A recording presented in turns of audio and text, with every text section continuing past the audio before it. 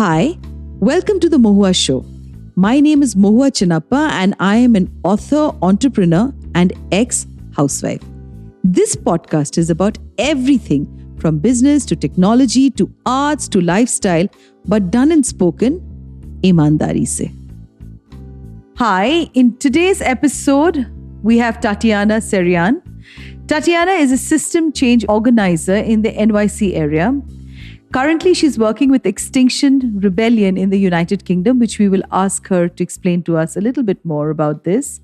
She's also spearheading an initiative called the Global Rebellion, whose goal is to construct an archive of best practices for system change and linked collaboration space for activists, organizations, and individuals who are inspired to create change. Welcome, Tatiana, in today's episode, and I would like you to take me back to your journey. I remember when we spoke, you said you're from Armenia. And I've seen you so much on Clubhouse, and we've met on Clubhouse where you have been advocating about Afghan women and children who want to leave the country. What got you into this whole thing? Was it because you too come from a space where you have left your own place and, have felt the entire shift, and that's how your heart reaches out? What was the journey, Tatiana? So I think it was sort of a multiplicity of things. I think first and foremost, I'd started a room almost 2 months ago at this point where I just wanted to learn more about the consequences of the U.S. withdrawal from Afghanistan. And I think, as I was explaining to you, my friends and I were in that room and we spent our paltry, knowledge in about 45 minutes. And much to my surprise and everlasting gratitude, some Afghan people came in who were, within Afghanistan and from the diaspora. And they started telling us their stories and their lived experience and what they were going through and their sense of betrayal and grief and anguish and shock and disbelief, and more kept coming because, that's how the algorithm works. And we had at one point over 400 people in the room, and we were only planning on having the room for about 2 hours. It lasted over 14. Stayed up the whole night just hearing of people pouring their heart out, And as the night progressed, I think I fell in love, with the Afghan people, with my growing sense. I think I didn't fall in love with this, but I had a growing sense of understanding of the United States, like utter betrayal. How deeply it was impacting the people, how panicked they were about what their future looked like. And I'm, a hyper empathetic person. So I just feel like it's left me indelibly changed, I think, and in addition to that, being Armenian, even though I'm not from Armenia proper, I was born in Istanbul and my family emigrated to the United States when I was a baby. It gave me a sense of just fundamental humanistic solidarity and shared trauma because I too am a child of genocide, and I could very well imagine, intimately so, what they were facing. Not in any way to be presumptuous and say, I know what they're going through, because absolutely not. But it just really struck a nerve with me. And I've not been able to think about or do much about anything other than Afghanistan since. It's amazing when you say this to me, Tatiana, that, I've had the most amazing guests from Clubhouse, because I was just talking to a friend of mine and they were saying, oh no, you know what, it's become very, very sexual in nature. And just yesterday, in fact, like any digital platform and any new app that comes up, there would be this whole lot, of stuff like this. And I was utterly shocked with some of the rooms that they were called the red rooms actually on Clubhouse. And to my absolute horror and dismay, there were, people, making out, and there were sounds, and it was really, to me, I was in shock. But then each to his own. I'm not the person to judge, because there are so many lonely people in this world, and probably, they need to know that there is another human being, or I don't know, whatever is their voyeuristic or their kinky sense of sex. But to me, like, I will come back to what you're talking about, Clubhouse, and you started a room, and with just a few of your friends, and and knowing the situation in Afghanistan, I personally was extremely distraught because, like you said, that you've been, a child of genocide. I have been also a child who has seen, terror, insurgency as a very young girl.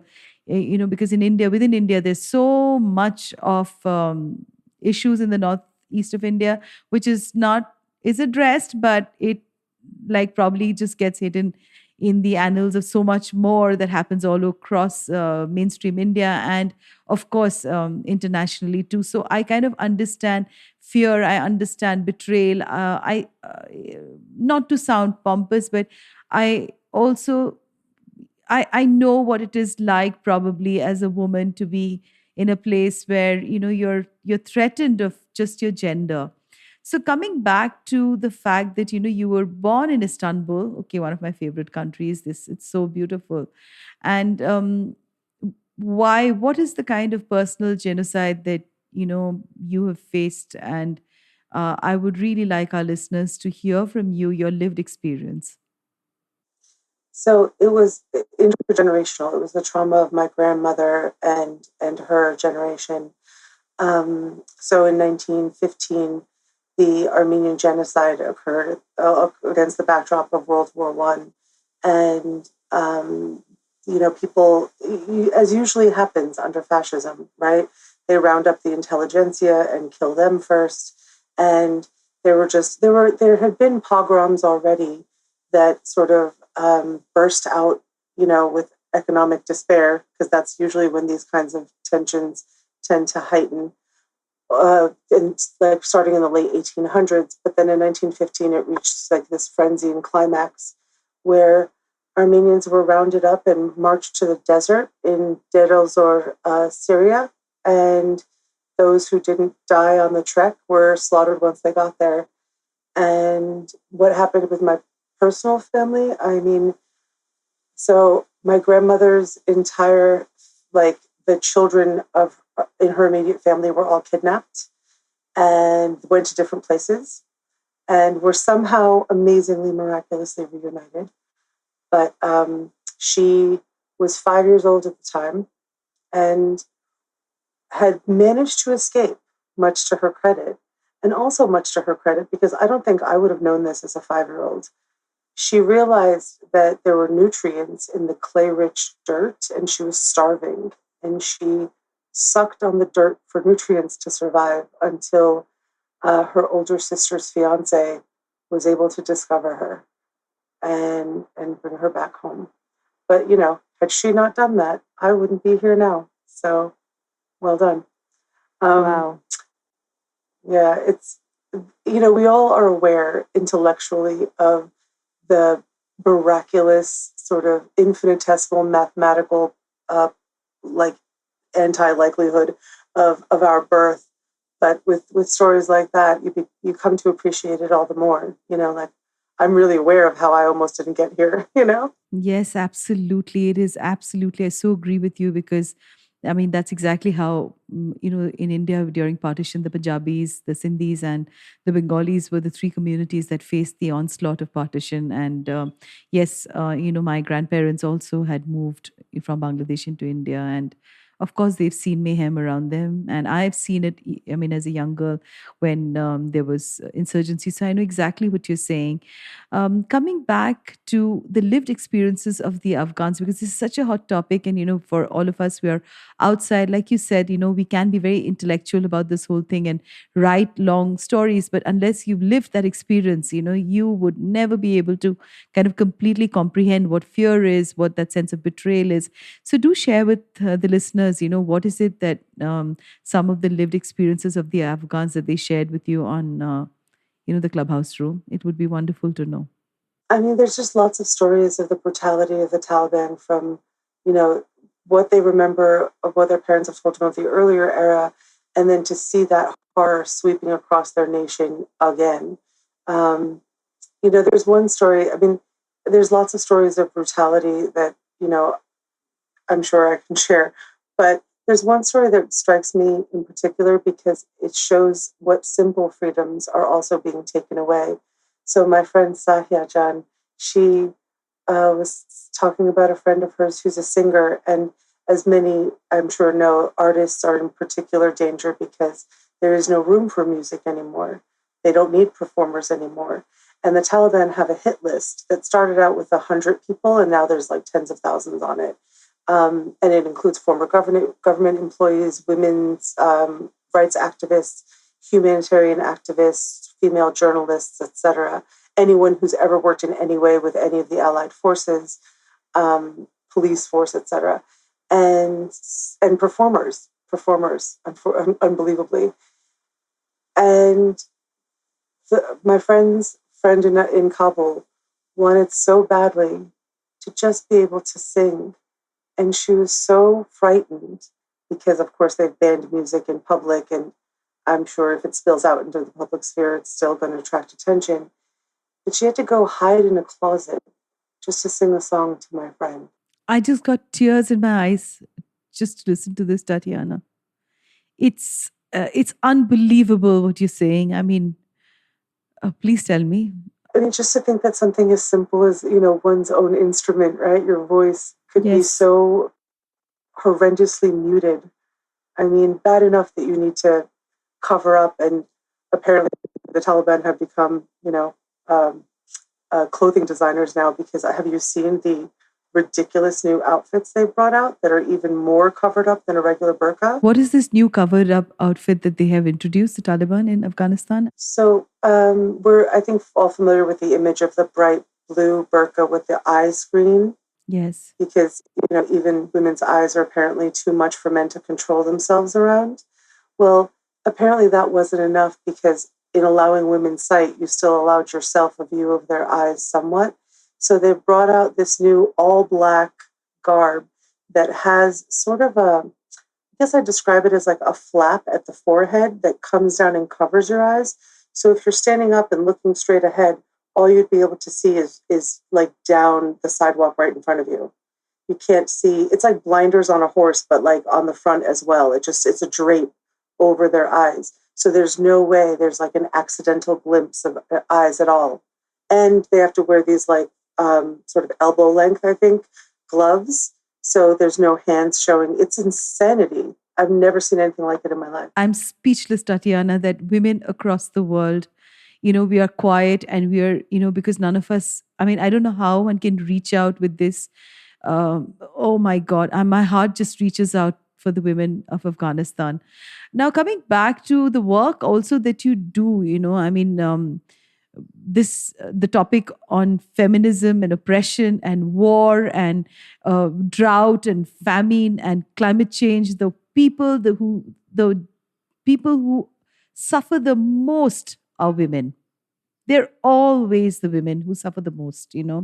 So you talk about this Extinction Rebellion, which you've done in the United Kingdom. I mean, this is, and which you guys address the ecological crisis, right? So, Tatiana, tell me a little bit about this work that you do. So Extinction Rebellion was started in 2018 with about 15 co-founders.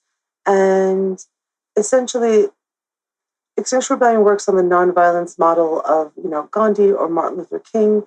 It's about doing sort of very art-directed, artistic protests that capture the imagination and really frame for people in an emotional way what's happening. But we do realize that, look, for 30 years ago, we all learned in school or somewhere that, the climate crisis, we all kind of expected the smart people in the room to be working on it. And for all these years, not to say that scientists haven't done good work, of course they have, but no one's been listening. People have written letters, they've done petitions, they've called their senators, and our governments are sleepwalking us into disaster. And it's because killing the planet is profitable still. And we realized at Extinction Rebellion, both with our protests and knowing that, if you don't cause economic disruption, like blocking a road, no one's going to care. So that's why we do that kind of protest. Though you don't have to do that. Obviously, there's a privilege to white people getting arrested over, communities that have been historically oppressed. So there's lots of different ways to support. It's not that people are mandated to do that. But now we're actually introducing a new focus for Extinction Rebellion as a whole called Money Rebellion, which is the specific team that I work on. And Money Rebellion essentially is working to upskill people's fiscal literacy and helping them to understand that the reason why we're not getting any effective action on climate change is because the political economy essentially, and that's not just finance, but so yes, it's banks and insurance companies, but also think tanks and government and the media, the entire interwoven web of influence is colluding for their mutual profits to keep us, to keep themselves in profit and us from affecting any change. So this is why we're specifically focusing on, banks, on fossil fuel funders. We have amazing organizations like BankTrack and Positive Money and Rainforest Action Network that put out reports of which banks are funding fossil fuels to which percentage to how many billions of dollars. We know who the biggest polluting banks are. And we are attacking them aggressively and consistently and unflaggingly, because if we don't get this right, we have far fewer years left to address this than anybody wants anyone to know about, and that's why we are not aware, because how bad it is right now should be front page news every day. Absolutely. In India, it's crazy, when you go in, you see the workers, they're just trapped in work and they're exploited, their entire lives to pay off a huge debt. So if you go and talk to them about, climate change, or you talk to them about any of these things, they don't matter, because essentially at the end of the day, all they're worrying about is their 2 square meals. And, whenever there's a drought and, I mean, there was this absolutely crazy story in Assam, which is in India, in the northeast of India, a young girl, who was bleeding profusely because she had her periods and she did not even have basic sanitation of pads, to buy, sanitary napkins to buy. And she picked up mud and she put that into her panty to stop from bleeding completely out, uh, in the camp that they were given shelter, till an NGO got together and then started giving them the sanitary napkins. So you're so right when you talk about this entire thing where finance is money, and understanding how money should be distributed among also the workers, and they getting literate about money is such it's, I think, the basic of of change. But the basic of change, the basis, the genesis of change in India is also education, because we have so much of illiteracy here in many parts, and and that's where the entire problem begins. So, Tatiana, tell me a little bit about your personal life. How did you get into this sort of work? Obviously, you are an activist with a voice that can be heard, with the passion, with the empathy. And, that's how you and me connected, because I would like to believe that, empathy is that one thing that has brought me back into work. So, tell me a little bit about your personal story and how, you got into this, because I really feel that somewhere empathy doesn't come as a gift to every human being unless you've gone through struggles in your life, and you know what it is to be on the other side. So, did any incident in your life shape up to be the Tatiana that I'm talking to today? Indeed, I don't. So I do believe that trauma, if negotiated well, is an incredible eye-opening window into what matters as humanity. And there's a great line from a Leonard Cohen song where he says, "There's a crack in everything." Oh, I love Leonard Cohen.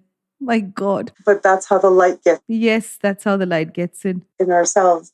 And so I actually had, I mean, I feel like this is such a commonplace story. I had a particularly difficult childhood with a very sort of malignant, narcissistic mother. And, I faced, between both my parents, I faced pretty much every kind of abuse you can imagine. And it was horrendous. And I think it was that crucible that shaped me into realizing that I have to, and not in this sort of like hippy dippy new age way where like, you've got to love yourself for anybody else to love you. It was the emergency. I have to love myself because no one else here can. So I had to learn resilience quite young. I had to learn, I think that's also where my empathy, like my intuitiveness about other people's emotions comes from. because I had to be able to tell, when somebody got home from work, what kind of mood they were in within 12 seconds. Did they put their keys down gently or did they throw them down? You know what I mean? Like all these little cues have made me very, very attuned to people's like nonverbal signals, for example.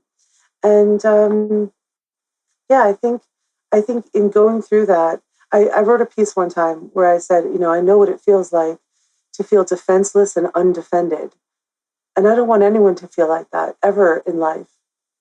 So it feels like, Alice Walker said, the activism is the rent we pay for being on this planet. And if I can in any way serve humanity and give back to this universe for granting me the blessing of this life and giving it a just gratitude by being an instrument of sort of cosmic love into the hearts and onto the faces of humanity, then that is what. Hats off to you, Tatiana, because you speak to my heart, and that's exactly what is my mission too. That's what I want to do in my life, that I have all the gratitude. I went through an absolutely debilitating illness, which was also psychosomatic, and we can talk off the record someday about that. And it left me bedridden with one eye that I was almost going to lose, an arm that didn't move beyond the elbow. And some of my regular listeners may have spoken about it in the past, because that's a trauma that my body didn't forget. And a toe that I couldn't walk. I was bedridden. And so this is my gratitude. And I know that I write a lot and I talk to a lot of women all across the globe, and I bring their stories forward, on abuse, on emotional abuse, on narcissism, on domestic violence, on rape survivors, children from the sex workers, their children, and how they have negotiated life and their own trauma. And I just so agree with you that, I have this gratitude that my voice is still there to be able to share with them a small part of my journey and their journey, so that people know that, when you are facing the greatest trauma of your life, you can still emerge if you know that resilience is something that we are all born with. And me too, I have, exactly like you said, all the gratitude in the world for being able to do this. And I mean, look at the odds that, you and me met on Clubhouse, and I heard you speak, and I can hear the passion in you when you talk, and congratulations on that. And I know, I know someday you and me will meet. And I'm so sure about it, Tatiana, when I'm saying this to you, and this is on record. I know we will meet because we have a similar shared journey as a woman, as children, who have also faced toxicity in their lives. And yes, I wish you all the best, Tatiana, for all the work that you do. And like you said, I repeat once again, words, Cohen's lines that says, there is a crack in everything, and that's how the light gets in. Thank you, Tatiana, for being on today's episode. Thank you so much. To you, our dearest listeners, you can find us on your favorite streaming services, Spotify, Amazon Music, Apple Podcast, and of course on all other major streaming services. With loads of love, we are The Mohua Show, where we talk ईमानदारी से.